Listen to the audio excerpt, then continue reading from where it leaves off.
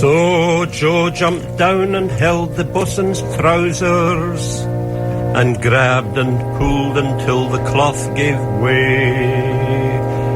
The bosun tried to fight, but then his face went white when Billy's wife threw guano mixed with clay.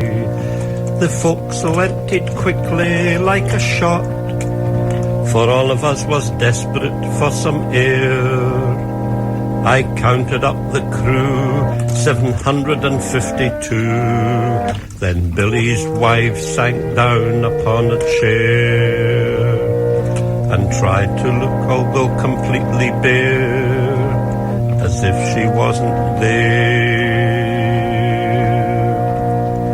And tried to look, although completely bare, as if she wasn't there.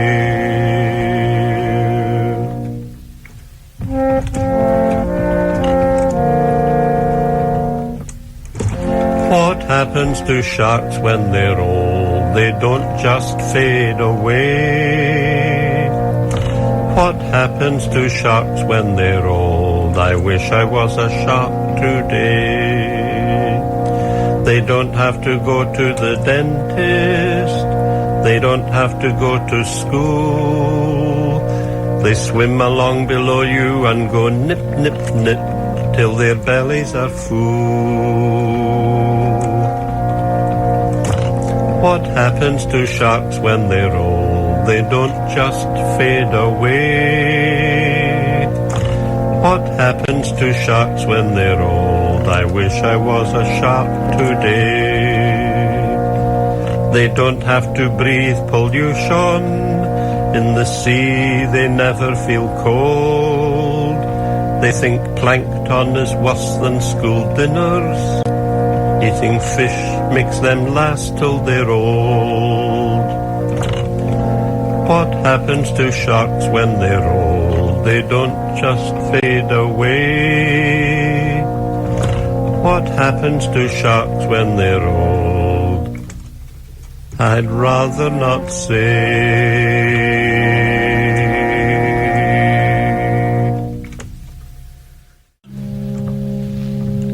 A woman who wanted to die got into bed and lay facing the wall.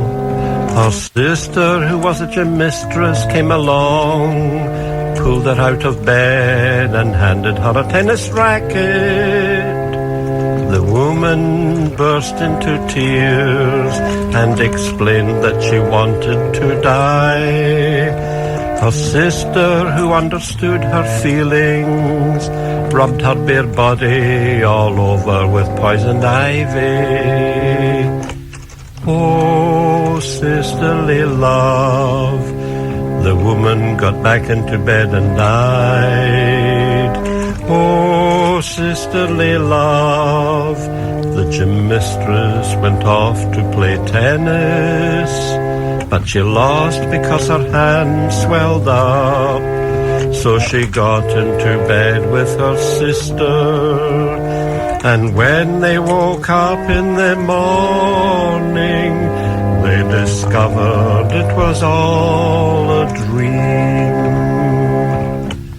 Oh, sisterly love, oh, sisterly love. A high treat. The bats are sitting at the edge of the cave, watching the sun turn red. One tunes his fidolina. It is almost an inch long, and its note is unheard. The whole bat symphony orchestra would be unheard.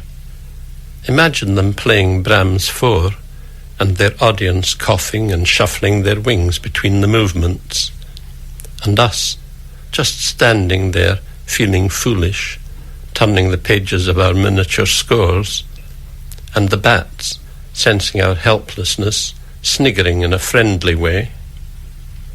I have heard of pregnant women attending these concerts in the early weeks to give their fetus a treat. Spread-eagled. I reached over and took her hand, It felt embarrassed, so I let it go. If I were lonely enough, I would work harder at friendship. I would lower my sights and think of others' needs.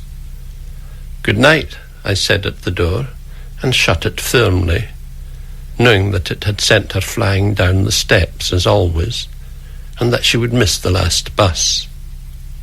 I peeped through the curtain. She lay, spread-eagled, feigning death.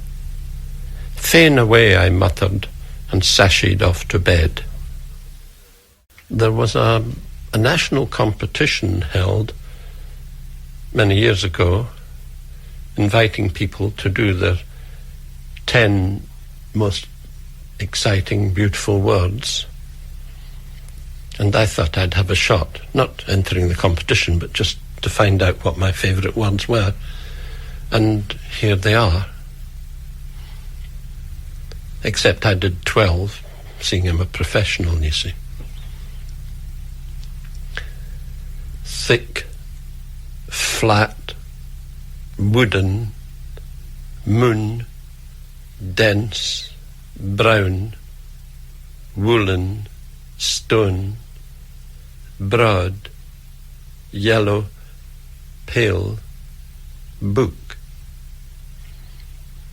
At the same time, I read them to Phyllis King and asked her to have a shot, and being in a good mood at that time, she had a shot, and hear her. Of course, she only did 10 because she's a woman, and, she felt that.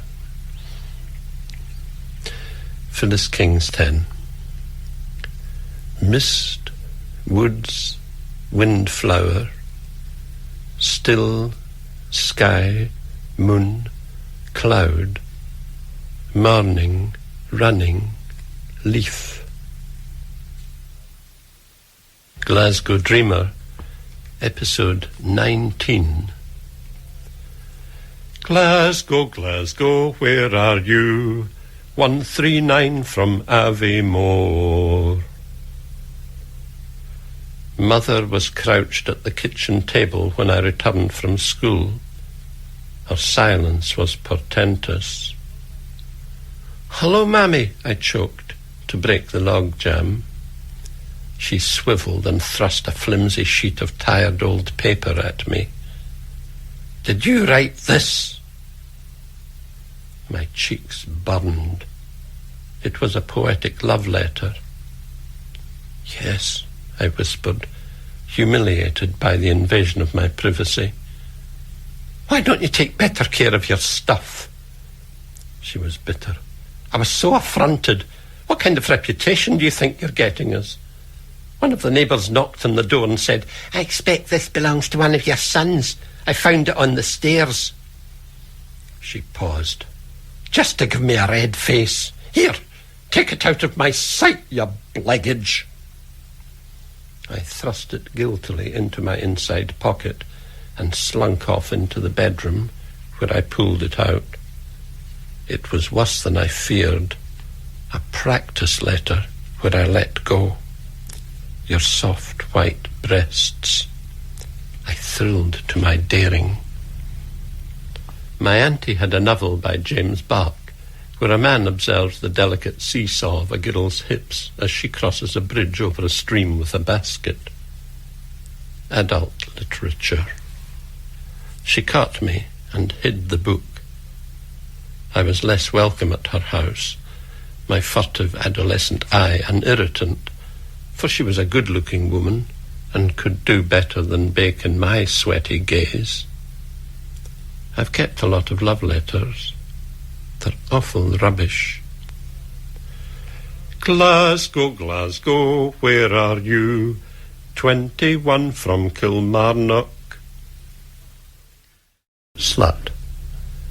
Holding a spring lamb in its beak, the raven flutters across the room, thudding densely into the chandelier, and ends up caught in the wall hanging by a great heavy ebony claw, cussing out the side of its slit beak.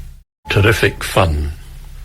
All men and women I see are full of bones. If we had elbows our and fingers, hips, ribs like cages.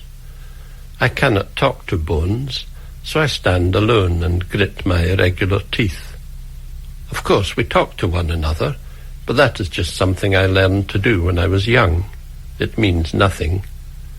Look at her lips. Would you like a cup of tea, Mr. Cutler? I should like a cup of tea more than anything else in the world, I reply without expression, puzzled. Her tarsals leave the room, followed by her metatarsals. I sit near the piano, play some jazz, and avoid glancing at the piano bones. Time passes. This is called being alive, and can be terrific fun.